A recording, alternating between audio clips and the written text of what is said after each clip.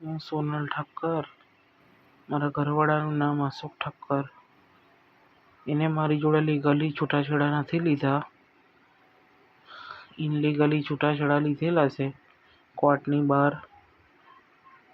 હવે એ મારા છોકરાને મળવા માંગતો નથી. આજે મળીશ, કાલે મળીશ, એ બધા બહાના બતાય કરે છે. 9 વર્ષથી છોકરાને જોવા બી નથી આવ્યો અને ભરવા બી નથી આવ્યો. ખાલી છોકરો મારી જોડે 22 વર્ષ રહી. મને ખાલી સોનાના ઘરેણાં આપ્યા. એ વખતે 5000 ભાવ હતો. 10-12 તોલા સોનું આપ્યું ખાલી. એ બી મેં ઝઘડો કરીને લીધું ત્યારે આપ્યું. ને કશું રૂપિયા આપ્યા નહીં છોકરાના ભરણ પોષણ માટે. ખાલી 2-2000 રૂપિયા લેખે ને 1-8 લાખ રૂપિયા જેવા આપ્યા હશે કોર્ટ દ્વારા મેં માંગ્યા તો. અત્યારે છોકરો મુશ્કેલીમાં છે. છોકરાને ડિપ્રેશનની ગોળી ચાલે છે, મને ડિપ્રેશનની ગોળી ચાલે છે.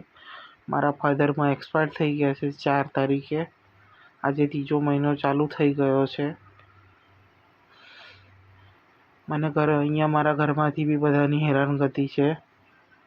અને મારે જે લગ્ન કર્યું એની જોડે બી હેરાનગતિ ચાલુ છે. એ બી હેરાન કરે છે.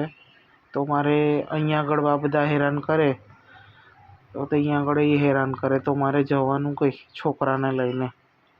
અમે પરેશાન છે. જો આવું બધું રહેશે તો અમે લોકો, હું ને મારો છોકરો, બેવ આત્મહત્યા કરીશું.